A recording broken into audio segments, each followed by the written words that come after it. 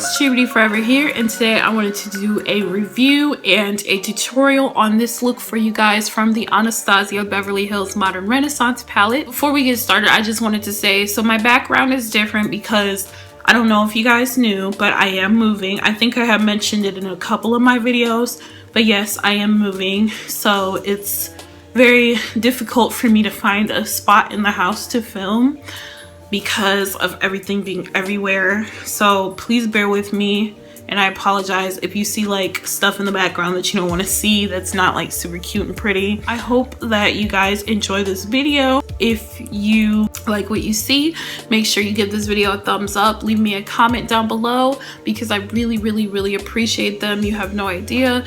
And make sure you subscribe so that you don't miss any more of my content in the future. And I'd also love it if you would follow me on my social media sites. And I have a new Instagram page called Melanin Rich Makeup. That's rich with an E, and that's basically a page embracing beauty in women of color. So I hope that you guys will check that out as well. I'll leave the links for everything down below in the description bar. If you're interested, let's keep on watching. Please excuse how mine looks, but this is mine on the outside. I really love this palette. This palette is gonna become one of my top 3 favorite palettes like in no time. First of all, I love that it comes with a mirror, and I love the beautiful range of shadows. You don't see shadows like these colors here very often, in my opinion, in palettes. So I really love the shadow choices. My only wish, however, was that there was a few more shimmer shades to work with. All of the matte shades, however, are bomb AF. They are so pigmented that they're like as pigmented as any of the shimmery shades in the palette, like easily. So okay, for example, here's Love Letter. So I'm just gonna put my finger in that, and what without a base, without even trying hard, and this color is so hard. These colors are so hard to make pigmented, and they're matte on top of that, and they're this pigmented. Like, get out of town. So yeah, the shadows are beautiful. They're stunning. They're hella pigmented. I just wish there was some more shimmer shades to work with. And also, I wish there was a deeper gold than this one. This is a very whitish gold. So like, it's borderline too light if you're a woman of color, or not a woman of color, but a darker skinned woman of color, because I'm like, I used it for this tutorial. It looks hella bright. Okay, if there was like maybe a more bronzy gold or more orangey gold or something deeper than this Primavera shade, I would really appreciate that in the future palettes, because looking at this palette, this would not be a shade that I would honestly gravitate towards if it weren't for the fact that these are the only 2 shimmery shades in this palette.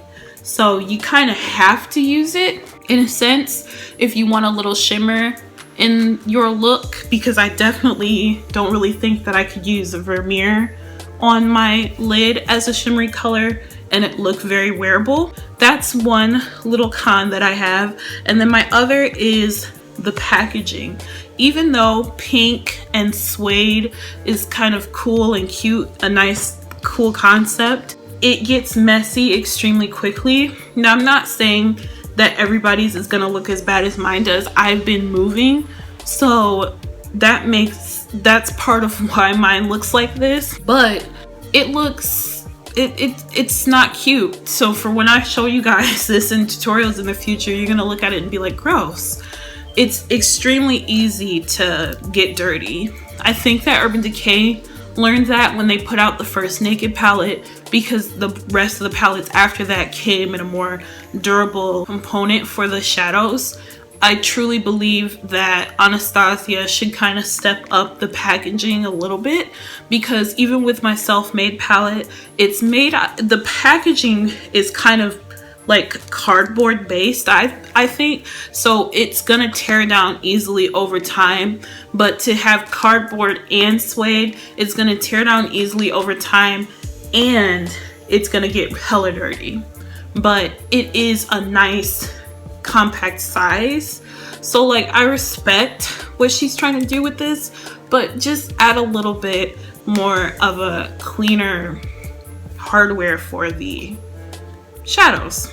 I do think this is a women of color friendly palette, with, like I said, the exception of, not the exception of these two shades, but I do wish there were some deeper shimmery shadows offered in this palette to help it be more women of color friendly.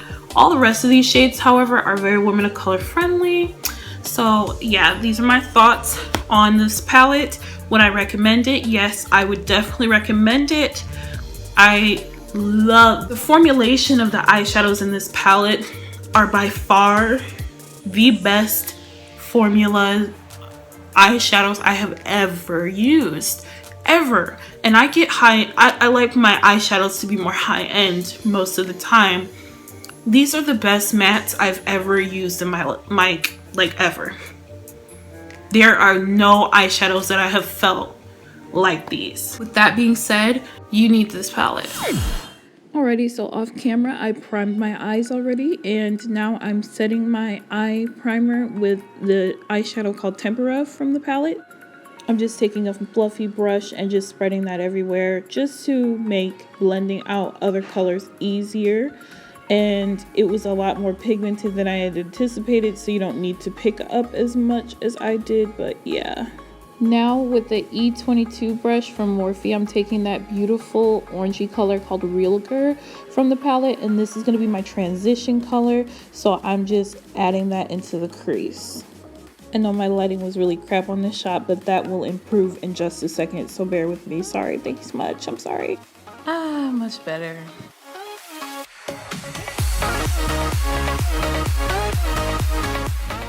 Okay, so now taking the color Venetian Red, which is the burgundy color in the palette, I'm using a blending brush and blending this color on the outer half of my lid and making it into a nice sharp angle on the outer V part.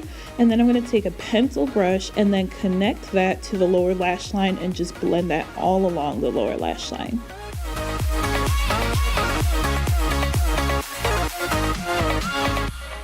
To add more intensity and pigmentation to the look, I'm going back in and picking up more of that color, then blending it out and repeating that process, as well as blending out the Realgar shade because I want it to still look seamless. Key to this look is just blend, blend, blend, and then blend some more, and then you're good to go. So now I'm taking the darkest color in the palette, which is Cypress Umber, which is that cool toned, really dark brown, and I'm using a pencil brush and adding this into the crease. I'm using a pencil brush because I didn't want it to be too high up and overtake the Realgar shade or the Venetian Red that we applied. So I'm just adding that to the crease. Now taking the golden shade Primavera, which is one of the two shimmer shades in the palette, I'm taking the Morphe flat definer brush, using a little Max Fix Plus to make it even more like metallic-y, and then I'm going to apply it into the inner portion of my lid that does not have any eyeshadow on it yet, and kind of blend it in with that Venetian Red.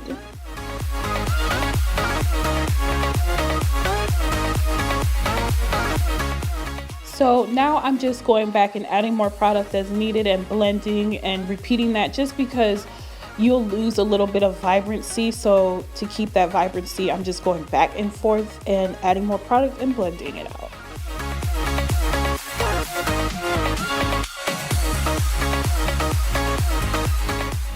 Now I'm going to take that beautiful pink shade called Bon Fresco, and I'm going to apply that into my inner tear duct as the highlight. Alrighty, so I did my face makeup and everything off camera because I actually did a video on how I do my foundation and highlighting and contouring. So the highlighter that I used was Crown of my Canopy, and the foundations that I used were the L'Oreal Pro Glow in the shade Cocoa, which is 212, not 112. And then I also used the Milani Perfect and Conceal foundation in the shade Golden Toffee. So I mixed these two together. And then for, like I said, for my highlight, I used the Crown of My Canopy by Wet n Wild. So now I'm going to go on to blush.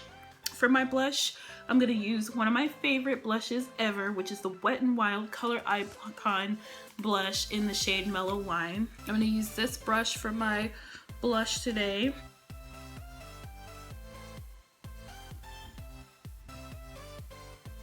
For my lips, I'm gonna try out this color. This is the NYX Lingerie Liquid Lipstick in Exotic.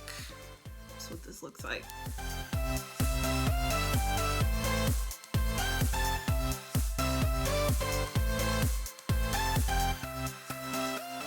And to finish it all off, I'm gonna be using some MAC Fix Plus. And this is the finished look, you guys. Thank you so much for watching. Bloopsies. Whoa. Oh my god. Oh my god. No.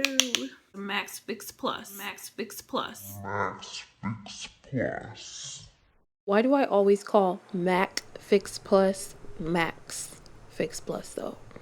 Like, who told me? Like, why can't I just say MAC Fix Plus? Always calling it Max. So embarrassing. Okay, that's it for the bloopsies.